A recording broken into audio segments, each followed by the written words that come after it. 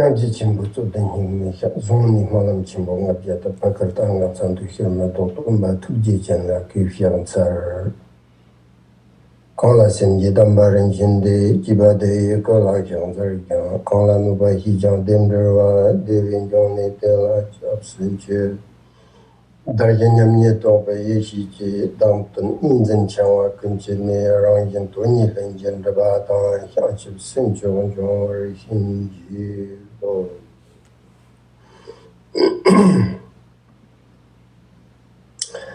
All right, welcome to all of you, and thank you for being here.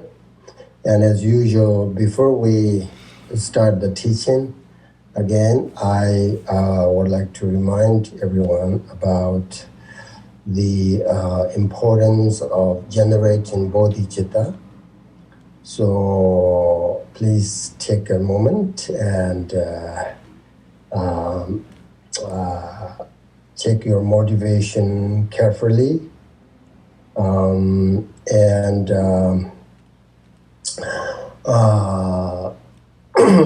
as Shantideva said, whatever joy and happiness there is in this world all comes from wanting everybody to happy, right? So if you think about it, investigate it, this Shantadeva's verse, it's really true. Happiness comes from wanting everybody to be happy. So that's when you do something bad for others, then you get the result, and then you will unhappy. So therefore, everything, all the happiness comes from wanting everybody to be happy. So therefore, when you listen and teaching or meditate, whatever you do, please check your motivation, correct your motivation.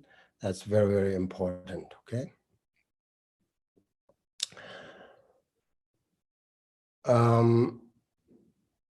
There is a story of two Tibetan people. They traveled together, and one time they made Tibetan food, Tibetan soup for lunch. And one person thought this soup is delicious, but it's not enough for two people. I'm just using this story if you have a bad motivation. So the person who, he had a kind of bad motivation. So this food is not enough for two people. So I wanted to get it just for myself. So if I make it dirty, then he will not eat it. So then he said, he pretended, that I'm a yogi who doesn't care whether things are clean or dirty. So he spit on the soup. And then the other person understood that he wanted the soup, right? So the other person also said, I'm a yogi who doesn't care whether I have something or not. So he turned the pot upside down and poured out the soup. So they both, the result of their bad motivation, they both didn't get soup and were unhappy with their empty stomach. So if you have kind of like that kind of bad motivation, then you will, that's exactly Shantandev was saying, the result, you will be unhappy. So please remember, not today, but I think this is so important all the time. Remember to begin with a positive attitude and a great pure motivation, and try to maintain kindness towards both yourself and others. Then Buddha said, just as a one drop of water that goes into the ocean will never disappear until the ocean itself runs dry. Likewise, whatever you do with a good attitude, with a good motivation, with a sort of positive thought, you will never disappear until you reach enlightenment, Buddhahood. So it's extremely important to have a good motivation for whatever you do. So for that reason, I speak about it as much as I do. My teachers, all the time when they start to teach, they always talk about the motivation, always talk about bodhicitta, how to generate bodhicitta, have a kind mind. Every single teaching, when they start, they talk about motivation. That's the reason also I, also speak about it as much as I can. So we need to have more concern about these things as a Dharma practitioner, because I would say most of us are very selfish people because we rely so much on our selfish mind, and therefore our desires are so powerful, so strong. So therefore we have no sense of genuine love and bodhicitta in our minds. When we identify ourselves with arrogance, then I think we are not able to keep a sense of humbleness, and then we will not be able to practice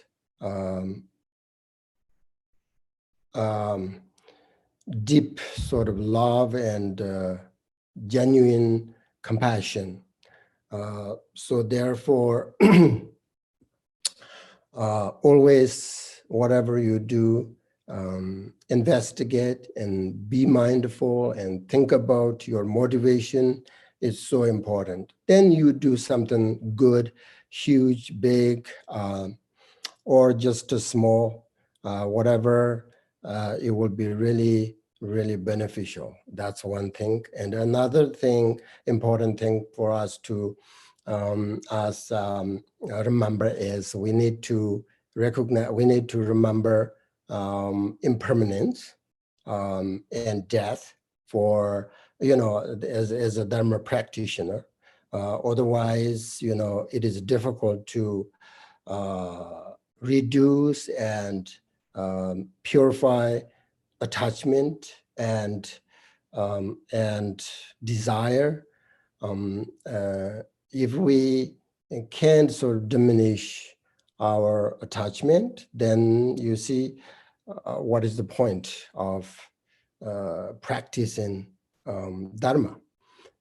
So it's important to contemplate on these two things, bodhicitta and mind of renunciation, before you do whatever, like meditate, because if you remember or recognize or practice renunciation in bodhicitta, then it makes your practice very meaningful and very beneficial. So therefore, always two things. Whenever you do, as a Dharma practitioner, remember bodhicitta and renunciation mind, okay? That's very important. And then now I'm going to start to teach the Bodhisattva's Garland of Gem again. So today's stanza is, if you have the root text, please take a look. Quand the chagdang yershong terer, jimatirwa yinda ta, manin signum tupi zi taksha yinda tawarhya, lila nopa shong yi zi ngonjilis tawarhya. When objects of attachment or aversion appear, view them as illusions or projections. When you hear unpleasant words, view them as echoes. When you suffer physical harm, see it as the result of your past actions.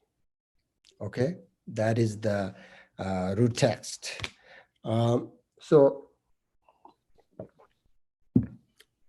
Jirtir, in the Ken of Samadhi Sutra, Buddha said, Jirtir Wumo Yoni Malamna, Wupo Shongshang, Shivatim Toni, Shoni Gashang, Shini Mergatar, Chunum Tamchitevin Shiba.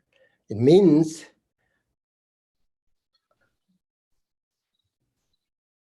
Jirtir Wumo Yoni means if in there is, for example, there is beautiful girl, if in her dream, you know, she really wants a child. So if her dream, a young girl gives birth to a baby, and later the baby dies, so she feels joy and happiness at first, right? Give birth, baby. And then soon, you know, later the baby dies, she feels grief and suffering. So that's the example. And understand everything to be like that, Buddha said, and the Ken of the Samadhi Sutra. Basically, the appearance of this life is just like the experience in a dream. So, and here it says, the root text says, when object of attachment or aversion appears, view them as illusions or projections. You see, if we don't sort of have a recognition of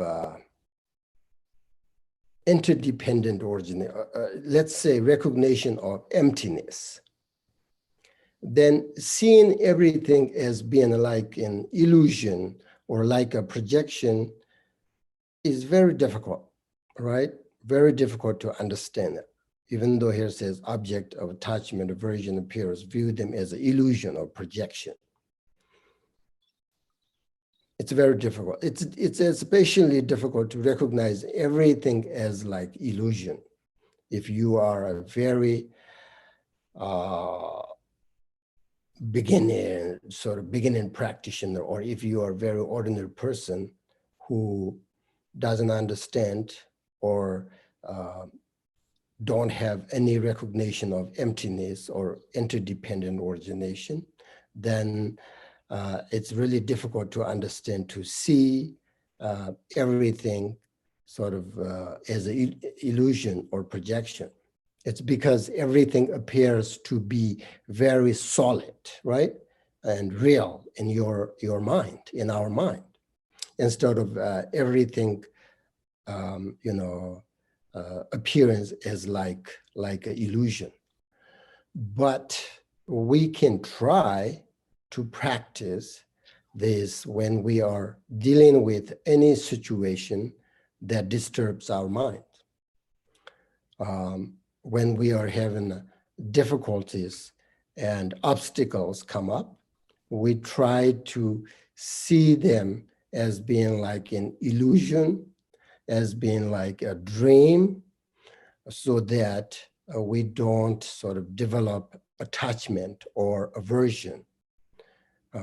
As soon as we, even though like understand intellectually, you know, when we have this kind of, we are dealing with this kind of situation or disturbs our mind, then we can try to remember everything is sort of, as I said, you know, renunciation, like, you know, everything's impermanence, you know, so everything is like a dream, as Buddha said.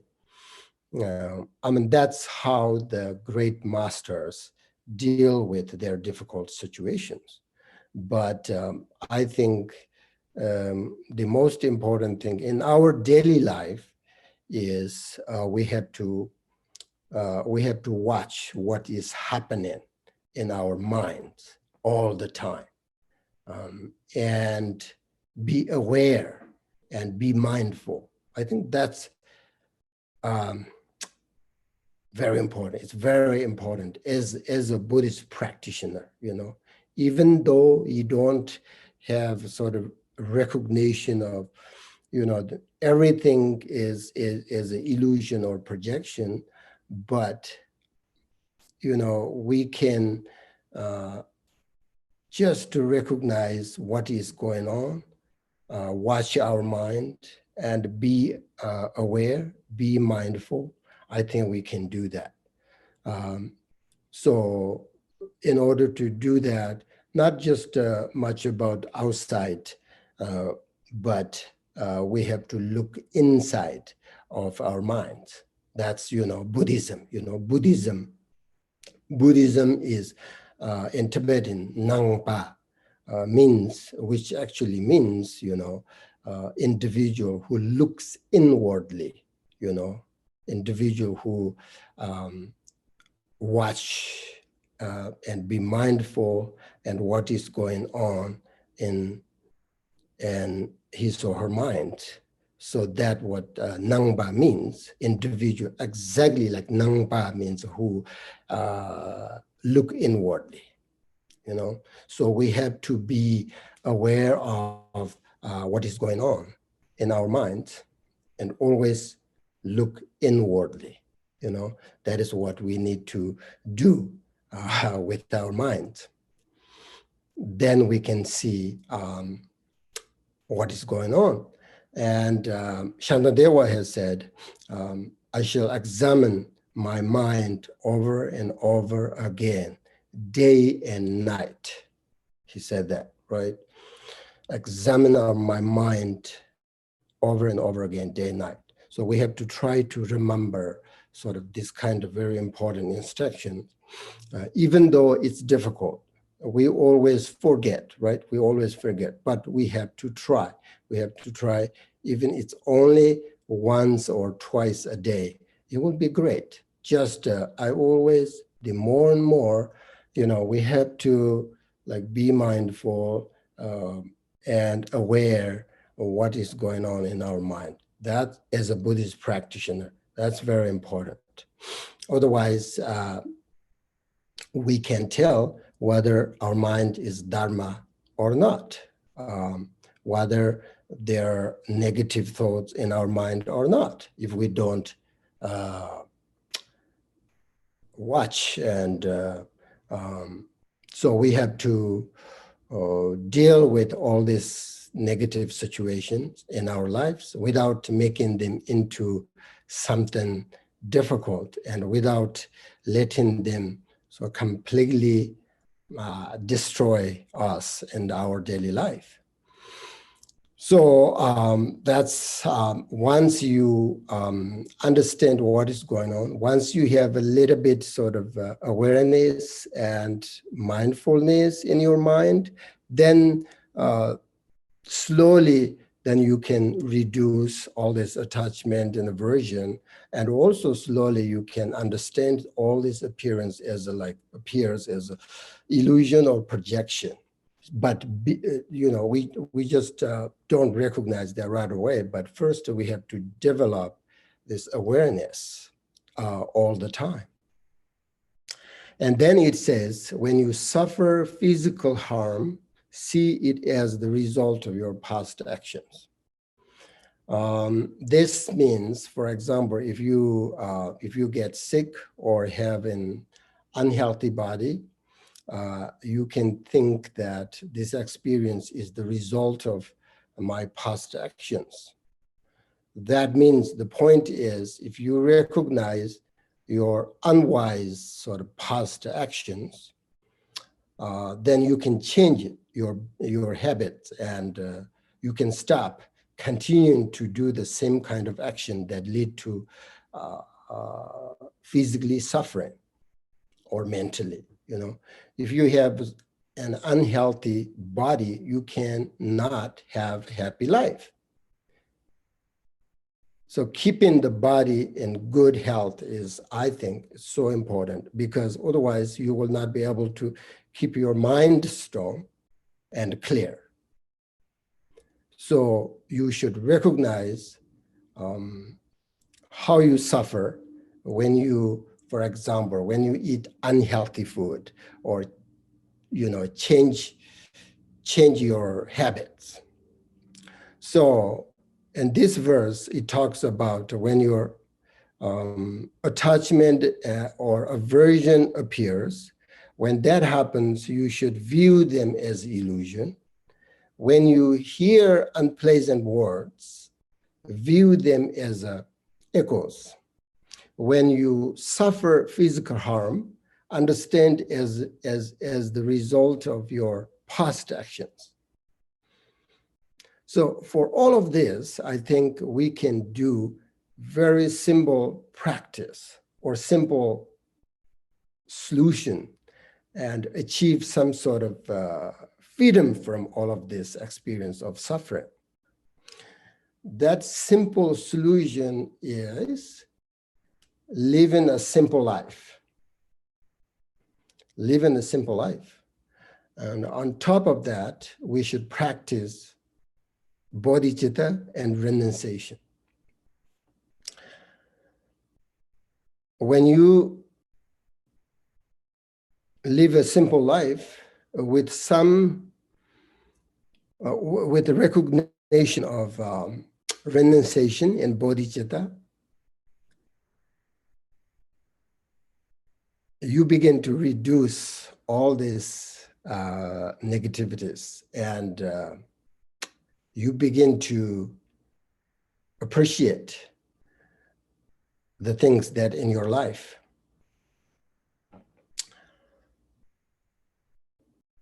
It's really true. I mean, many people think that,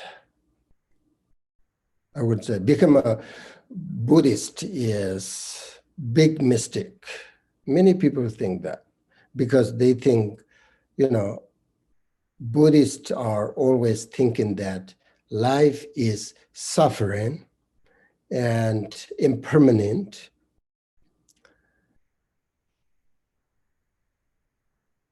And they think that Buddhists, they deny all these samsaric enjoyments and pleasures, and then therefore they go to the caves and keep nothing, make them suffering.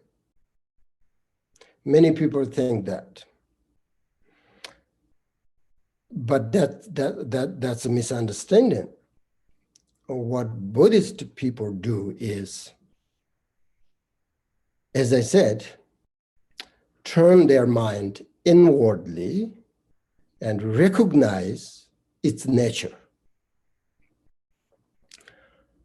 The point is, Buddhist people or practitioners are seeking the truth, try to find the solution for the ego mind, the selfishness, and try to develop human capacity and try to get rid of suffering and the cause of suffering.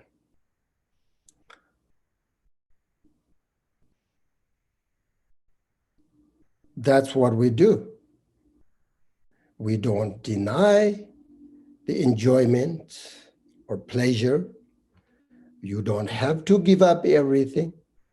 That's why Nangba, you have to look inwardly what is going on in your mind. Nothing has to do with outside. But some sadhak people, ordinary people, do the opposite of that, right? They turn their mind outwardly and get lost in its projections,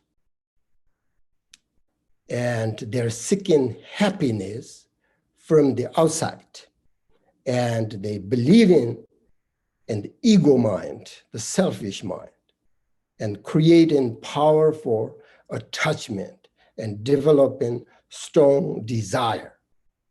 Because of that, they're never able to recognize the truth of life, never get freedom from suffering.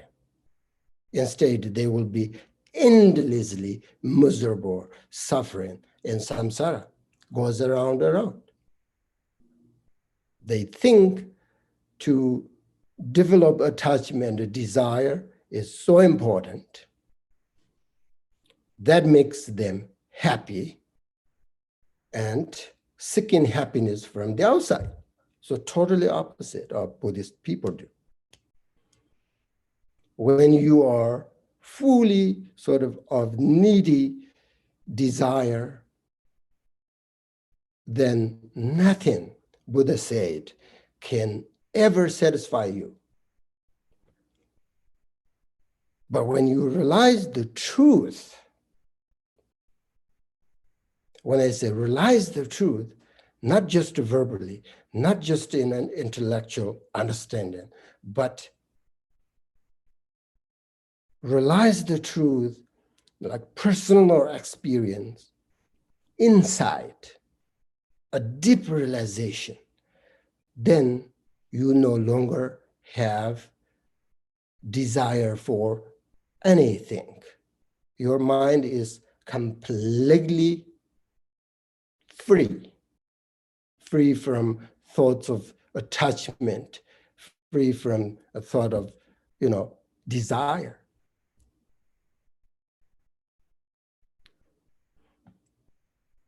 So we are seeking, we are trying to understand the truth of life, the truth of the nature of mind. That's what we try to do, Buddhist people.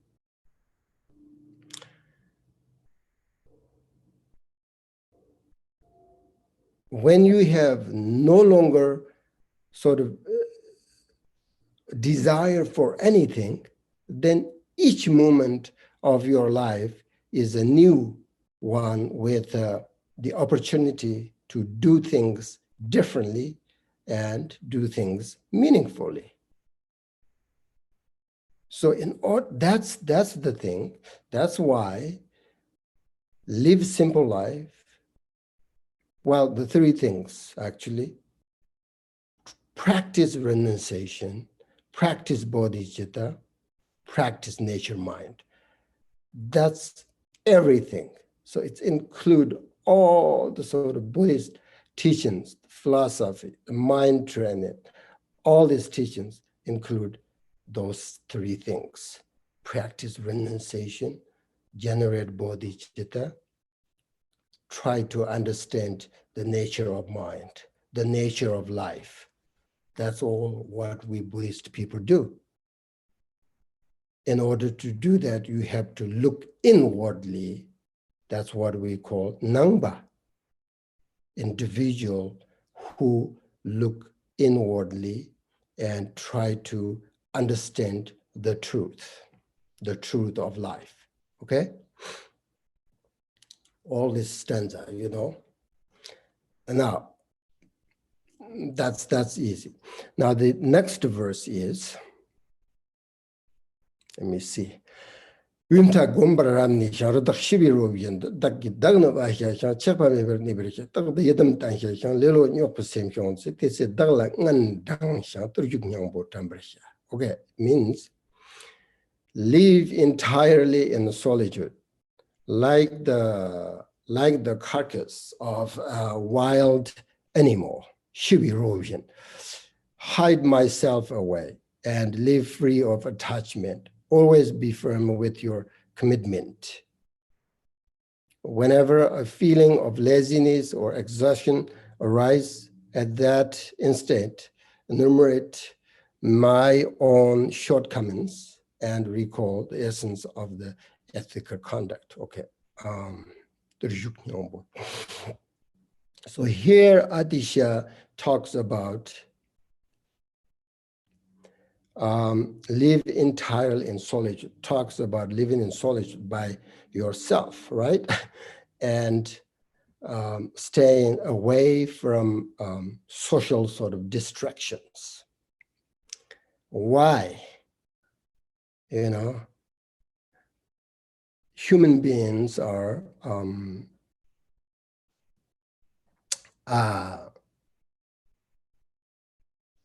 it's difficult to live in solitude, right, by yourself. The Buddhist point of view for Dharma practitioners is that it's important to go on retreat and be alone by yourself. Because alone by yourself means that you're physically by yourself, and it also means that you're not virtually connected to anyone.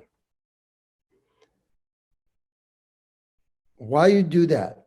The real benefit of being alone and going on a retreat come when you are truly disconnected physically and technologically. Especially in this is, I mean, is for Buddhist practitioners, it's very important, you know, in this modern society, we have all this, what do you call it, communications through all these distractions, through all this social media, text and email, you know, and so on and so forth, right?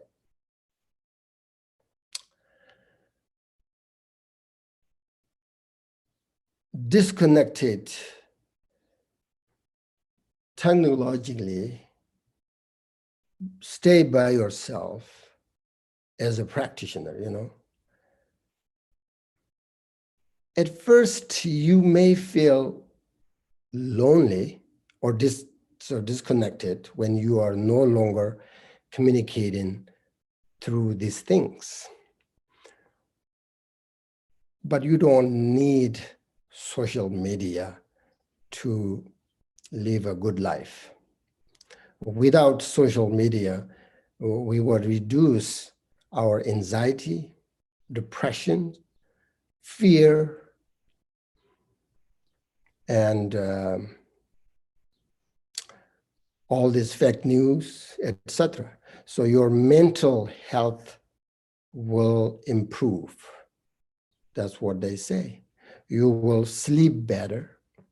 You will feel less stressed. But, you know, when I say this, I don't think you can understand. I don't think you can live without social media because it has a huge impact on your life. You grew up with it, right? Not like me. I grew up nothing without all these things, but happy. But you grew up with these things. So it's difficult. I mean, it's just impossible. So therefore you don't understand, and you even don't want to hear it, I think. But stay away from all of this will be beneficial for Dharma practitioner. What I'm saying is for Dharma, real sort of genuine Dharma practitioner, really, that's exactly what Atisha is saying here. If you are real, sort of authentic Dharma practitioner, then stay away from all of these things, these restrictions. Because this gives you a great chance to learn about yourself, great chance to learn about your thoughts and your feelings. If you're involved with all these social medias, you never learn about yourself, actually.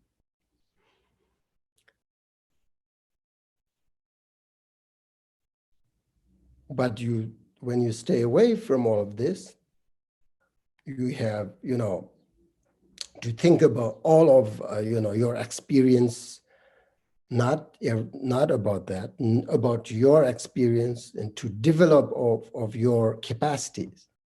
You have chance, So the benefit of spending time alone by yourself and going on, that means you're going on a retreat, it is the best way to discover yourself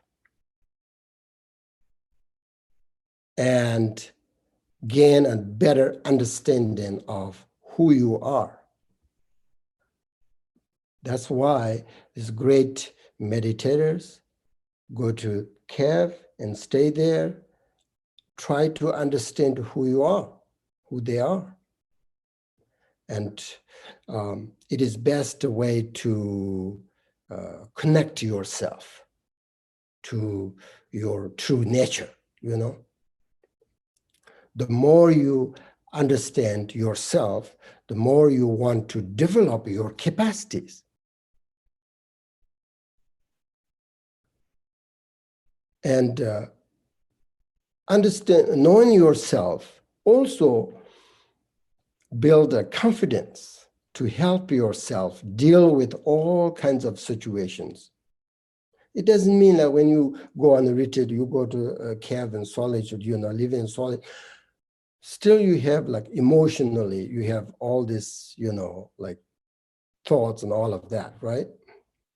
But the more you recognize yourself, which is the true nature of your life, the more you will enjoy and become fearless. Milarepa said that.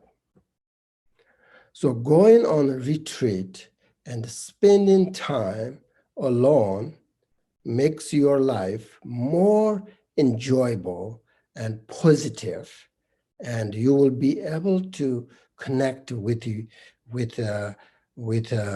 your true nature, the nature of life.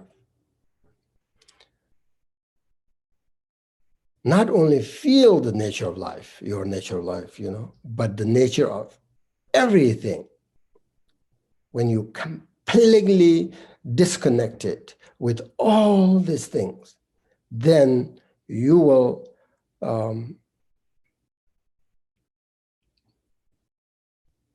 understand, and you feel not only your life, but the nature of everything.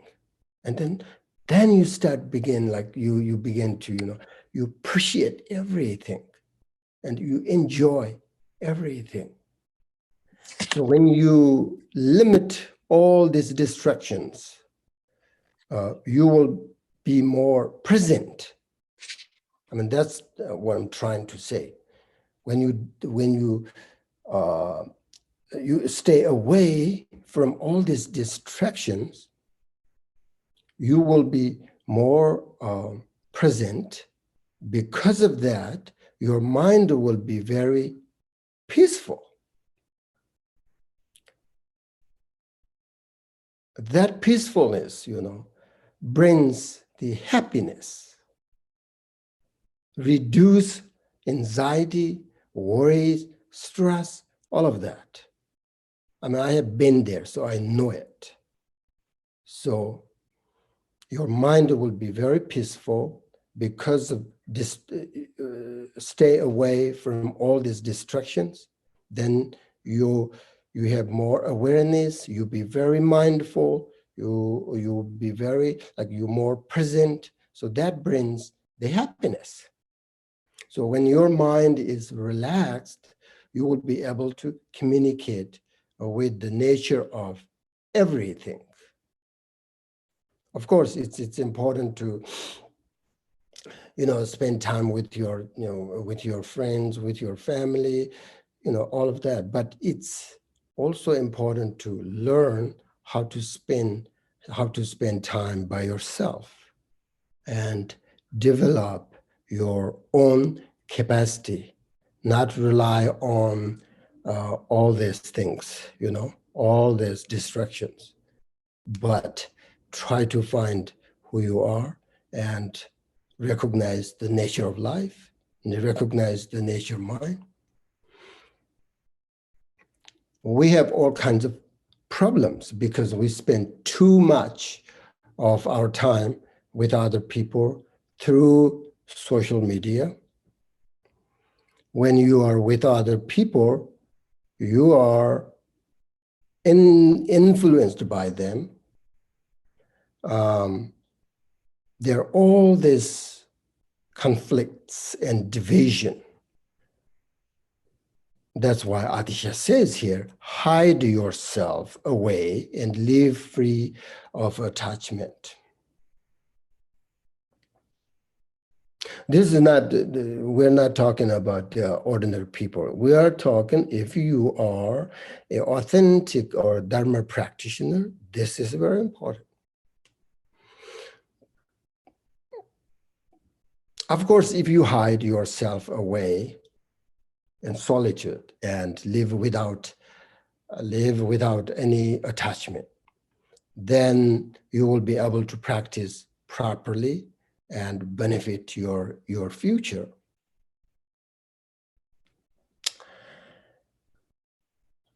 There are a lot of benefits of staying in solitude if you really wanted to improve yourself. But, it's not easy to do that. Even for Tibetan lamas,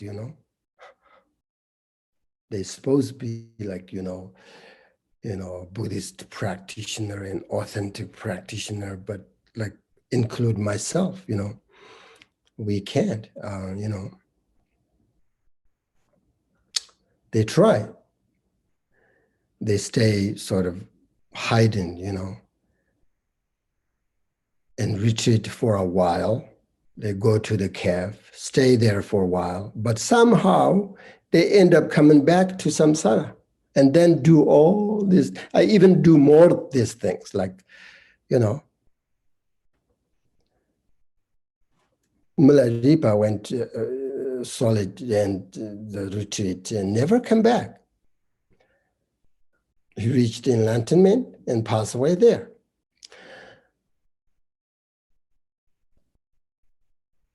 When we read Milarepa's songs, it can definitely inspire us. So if you really want to go on a retreat, read some of Milarepa's songs. Shantadewa explains, the benefit of solitude in his book, The Way of Bodhisattva, in the 8th chapter. If you really want to stay away from all this social media and all these distractions, you should read Shantadewa's Way of Bodhisattva's 8th chapter, or some of Milarepa's songs. It gives you, I'm not sure you are really authentic Dharma practitioner. Not. If you are, this is what we need to do.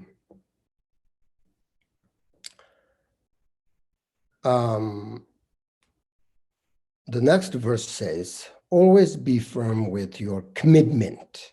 Whenever a feeling of laziness or confusion arise. At that instead, enumerate my own shortcomings, right? And recall the essence of ethical conduct. This is also important. Before you go into a retreat, you need to receive all the instructions of how to take care of your meditation. When you are by yourself in solitude, you need to keep your commitment, and you need to remember, keep commitment is just, you need to remember the self-discipline. You need to overcome things like laziness and especially confusing emotions while you are on the retreat by recalling your shortcomings, so you are inspired to practice. It's also important to not be distracted by attachment, loneliness, confusion, and so on and so forth. But if you can't stay away from distractions, and if you can't go into a retreat, then what you need in order to develop stability of your mind is to keep your daily meditation practice with your commitment. Okay? If you can, go on a retreat for a month, for 100 days, for even 1 week, whatever is great, stay away from all these distractions, then you will know how to learn yourself. But if you can't, I would say you should keep your daily meditation with your strong commitment, especially when you have a busy life and you're doing so many things. It's still helpful to have one steady practice that you do every single day. It gives you a sense of connection and sense of clarity. So therefore, keep your commitment, Atisha says here, okay? If you can, please go on a retreat, even for 3 days, whatever. That's my suggestion. If you can't, then don't miss up. Don't forget your daily practice. Make a commitment. Very important. Otherwise, being, authentic Dharma practitioner is so difficult in this sort of modern time.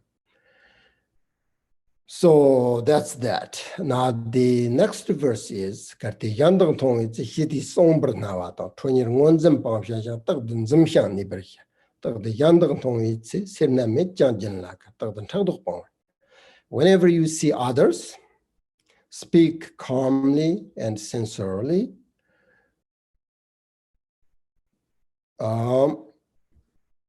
Hiti Somber Nawata. Do not grimace or frown, but Tonyer means grimace, I don't know, probably, but always maintain a smile. Zim means like you smile.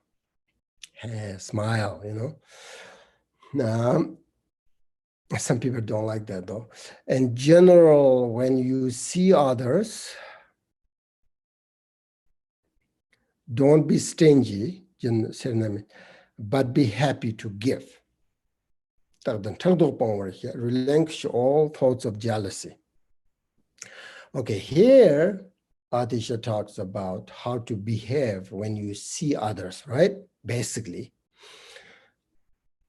This is also very important because we see others all the time, and very important and very helpful advice.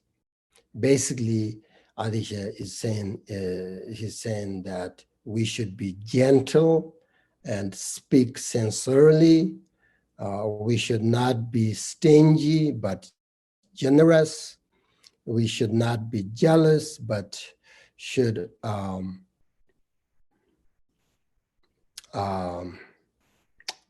respect and guard others' minds.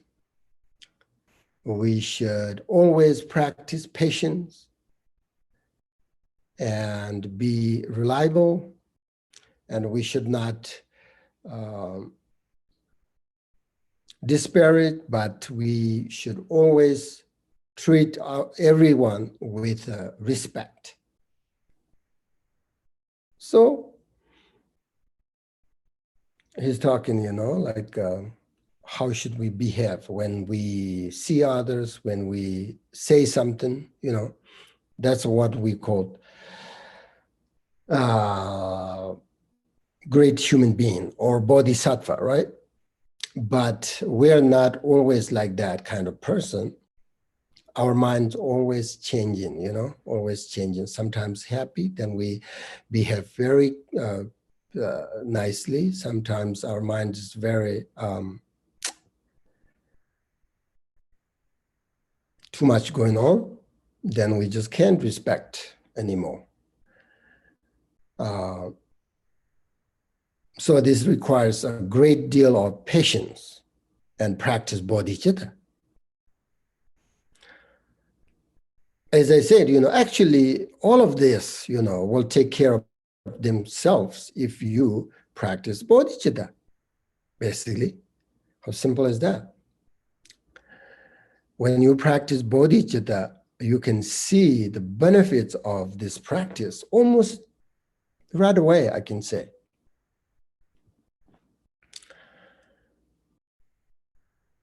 If you have high expectations, when you practice meditation, you want to see result right away, then you should practice bodhicitta. Because then the benefits of the bodhicitta practice, you can see the result right away. When your mind gets a little bit closer to bodhicitta, and you have some sense of kind mind, you will start to feel that you have less interest in negative emotions, and you will not, because of that, you will not harm others. Through that, you can easily develop all of these qualities that Atisha advised here. All of these are related to having a good relationship with each other and practicing bodhicitta, a kind mind. So if you are stable in your bodhicitta practice, you become very, very gentle and a kind person. You can see that, all these great practitioners, Tibetan, lamas, they are so gentle, they're so kind. So that, you become like that, very gentle, very kind person, and that will put others in a good situation and keep relationship and harmony with each other. That's basically the benefits of practice bodhicitta. And usually trying to control disturbing emotion, negative thoughts is difficult. But with the bodhicitta practice, negative thoughts will change, as I said, quite easily. That is the reason why practicing bodhicitta is so important. Whether you are beginner practitioner or advanced practitioner, never separate practice bodhicitta.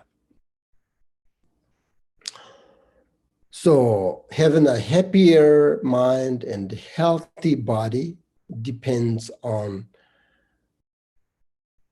your attitude in daily life and on how much you are able to transform your mind into positivity.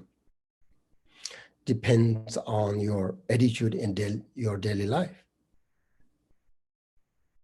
So if we train our mind through practice in bodhicitta, and if we look more deeply and recognize that all sentient beings are just like us in wanting happiness, not wanting suffering, then we really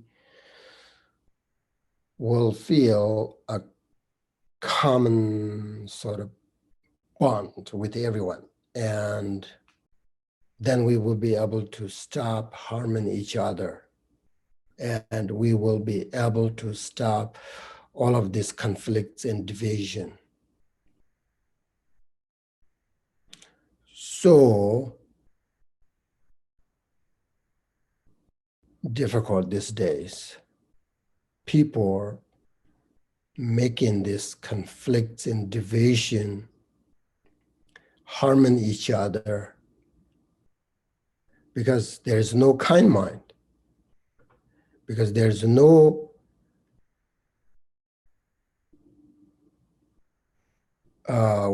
understanding, recognize that all sentient beings just like us. You have no any feeling, sort of, common bond with everyone. So, I think this is, again, not just to have an intellectual understanding, but open your heart completely and try to feel this connection and common bond with everyone in your open heart very deeply. Bodhicitta can do that. Then you can create harmonious relationship. Without bodhicitta, we have selfish mind. That's just, a selfish mind harm others for the sake of our own happiness. That's the definition of selfish mind. That is why life is suffering. So worldly people think that without selfish mind, you cannot grow your life. Therefore, it is difficult for them to see that happiness comes from a kind mind and satisfaction. But all the suffering we have is basically caused by our selfish mind. So, that's all these teachers and these teachings, mind training, the teachings say that. The caused these problems, all of this suffering caused by our selfish, the ego mind. So you should find out whether this is true or not. You just don't have to rely on these teachings. You can use these teachings as a tool, try to recognize, find out, is this true or not? If this is true, then why not practice bodhicitta? That's the solution. Not just because I'm saying it, but it's important for you to investigate if you really want to stop being selfish. And you have to feel like you already have enough amazing things in your life and be willing to help others with your pure motivation. Okay, I have to go more. The next verse is Yanji simna tongwi shir tsupa tamchi pangxia xia, tagda zotang dambar xia, ngorga me chang san rogme, tagda son tabar xia, yanla nipa pangwar xia, kubi sirji nibar xia. To help God others' minds, forsake all disputation, that is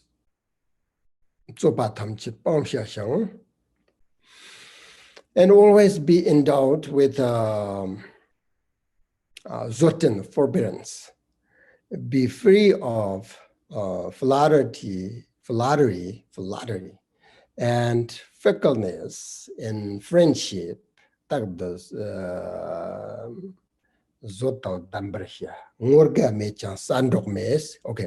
but steadfast and reliable all the times. Do not disparage others, but treat everyone with respect. Again, okay, this is about how to Atisha, talking about how to guard your mind against negative thoughts again. So if your thoughts are pure, your intentions will be pure and your actions will be positive, right? If you have negative thoughts inside your mind, it will come out with every sort of activity eventually. As an ordinary person, there is too much negativity around you. For example, how much sort of every day, how much news do you read or watch every day or listen?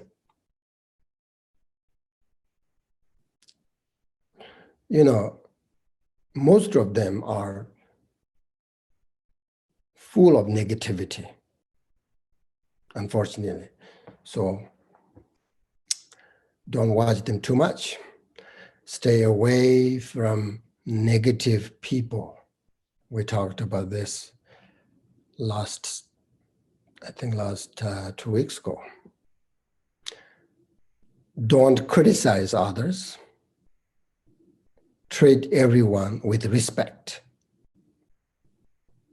Always be endowed with forbearance. Think more about a kind mind combined with your mindfulness.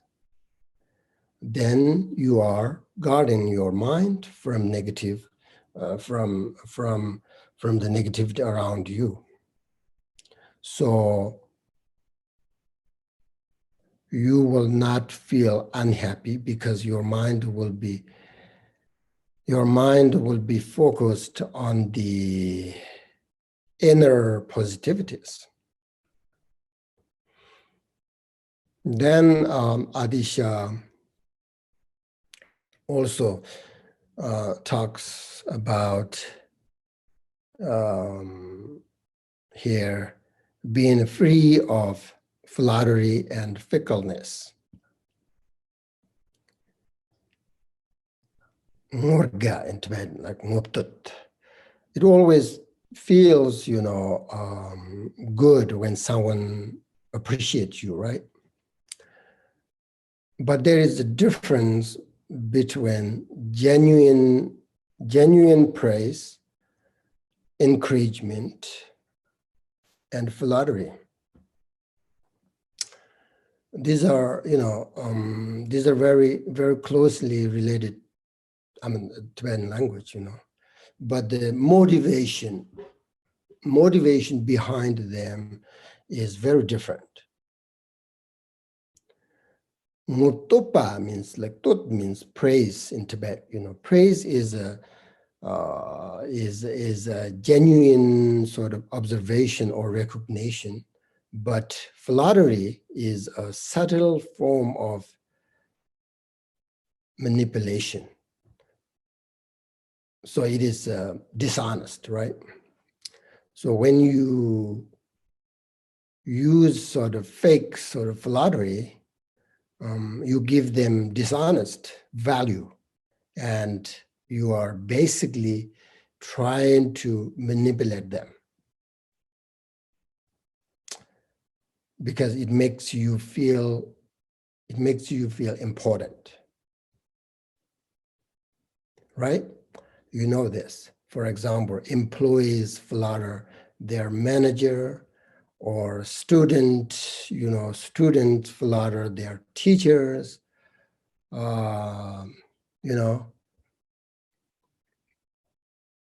etc. eventually it makes the relationship sort of inauthentic and unstable because it's not true.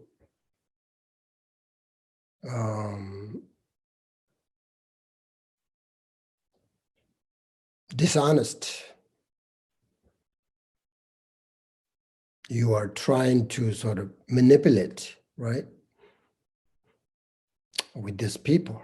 Therefore, Atisha says here, be free of flattery and fickleness in friendship, but steadfast and reliable at all the times. Do not disparage others, but treat everyone with respect. Okay? I mean, that's very important.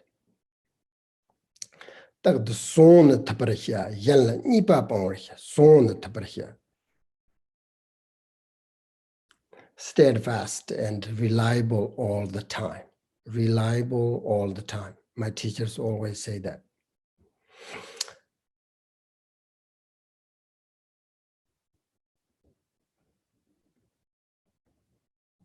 If you want to keep an authentic and honest relationship, then you have to be of flattery, free of flattery and fickleness in your friendship, but reliable at all times. Once you have a friend, that's always your friend. You will not change it. Respect. Okay, I think let's see. I think that's all for today.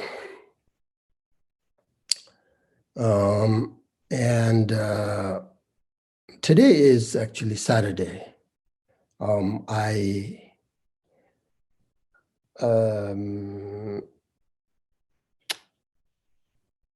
Usually the public teaching are on Sunday, but today I thought I need, otherwise I'm not going to finish this teaching.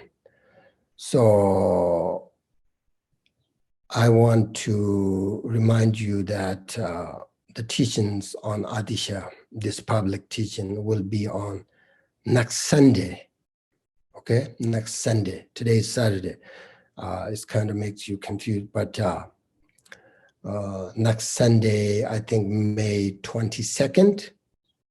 Okay, not Saturday. Just to remind you that.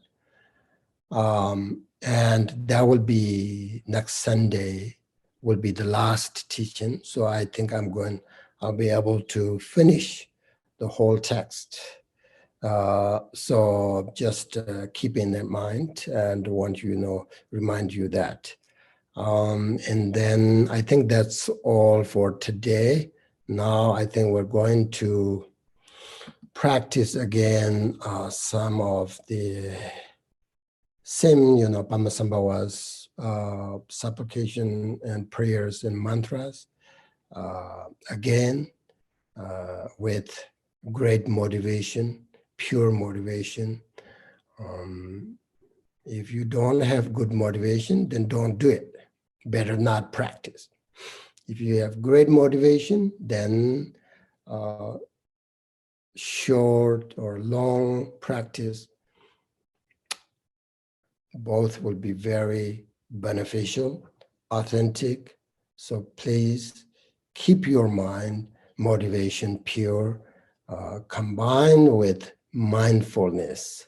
Look inwardly, and then say some Padmasambhava, maybe 108 Padmasambhava's mantra for all sentient beings who are suffering from all kinds of situations.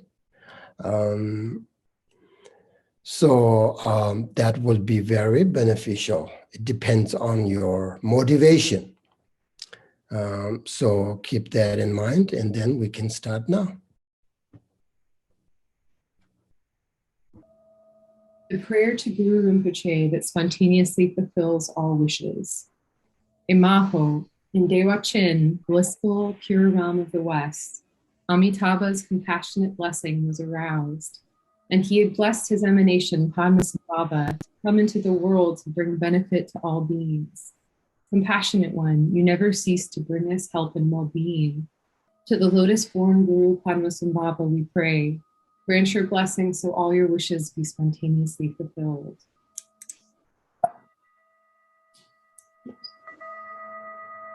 When faced by killers on all sides who threaten us with lethal weapons, with no trace of doubt or hesitation we pray, O Guru Rinpoche, the protection of your Vajra tent will cause killers to panic and weapons to be scattered.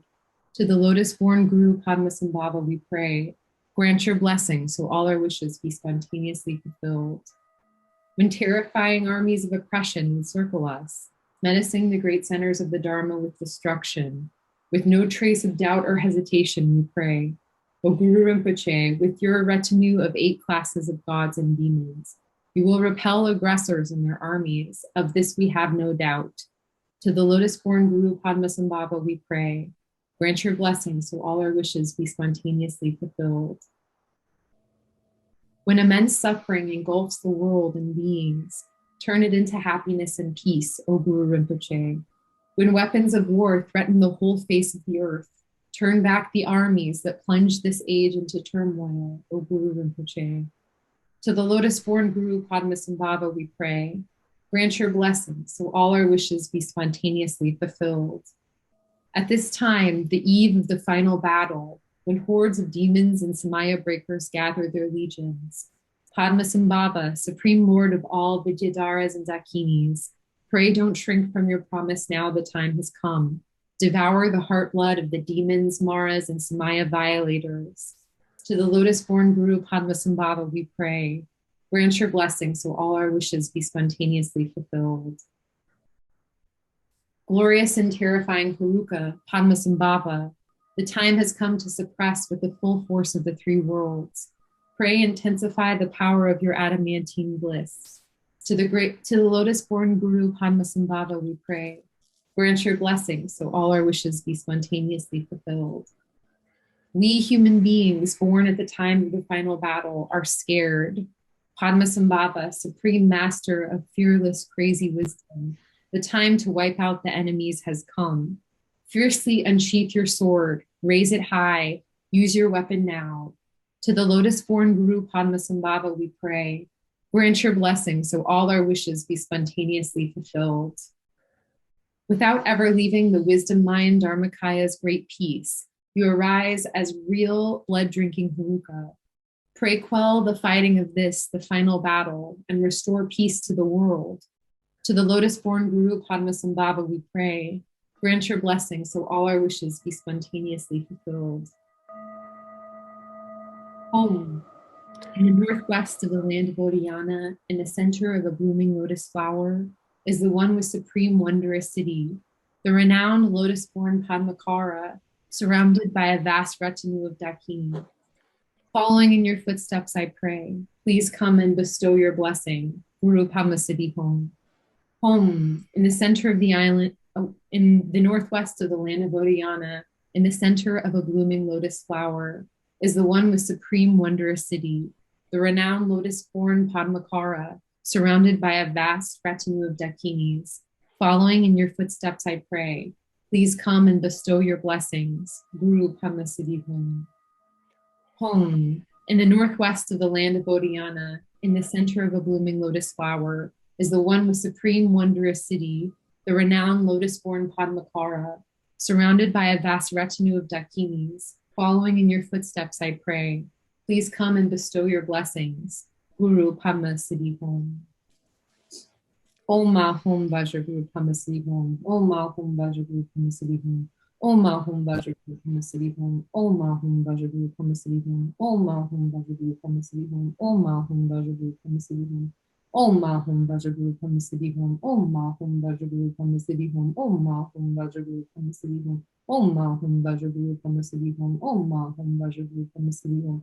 Om Mahum Vajra Guru Padmasambhava Home. Om Mahum Vajra Guru Padmasambhava Home. Om Mahum Vajra Guru Padmasambhava Home. Om Mahum Vajra Guru Padmasambhava Home. Om Mahum Vajra Guru Padmasambhava Home. Om Mahum Vajra Guru Padmasambhava Home.